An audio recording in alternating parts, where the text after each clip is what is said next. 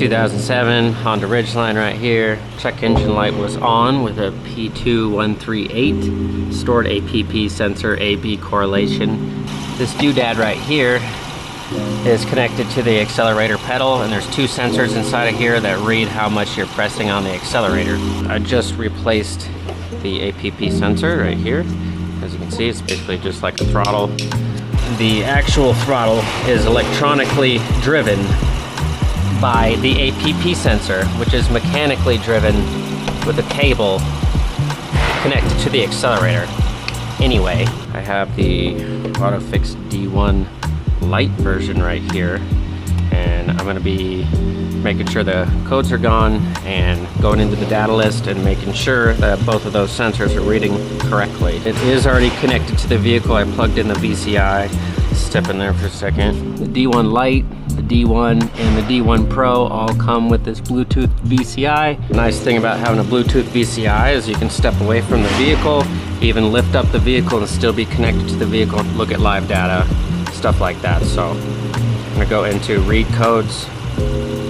There's no codes detected, so I did replace the sensor, clear the codes, and test drove the vehicle, just brought it back in. So we got no fault codes after that test drive, and live data, we can just scroll to whatever we want to see.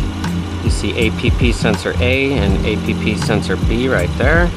You can either hit on these down arrows here, or you can just select both of them here, and then at the bottom select graph merge, and right there we have a live data stream of both sensors.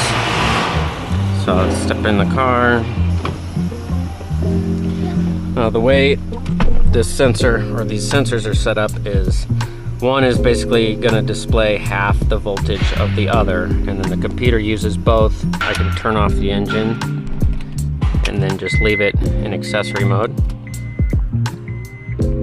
We'll give it a second. So it kicked right back on. So now I can just press the gas all the way without revving the engine. So I will slowly press on the accelerator here, and I'm just looking at this voltage as well as the graph, and it should be consistently half the voltage from A to B, and it is looking pretty good. I'll do one more test drive and call it good. I'm having a hard time determining the difference between the D1 and the D1 Lite.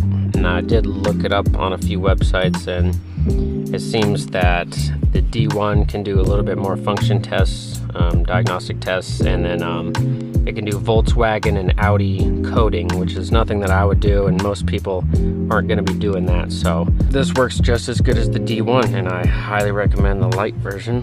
Another nice thing about these, as soon as you back all the way out, like you should, it will beep at you, just like that. The beeping's coming from the actual scanner, and it's telling you to pull out the VCI, so it's a nice little feature so you don't lose this in a customer's car. Another confirmed fix by OTOFIX. This is the D1 Lite. The link is in my bio for this. Okay, awesome choice for a scan tool.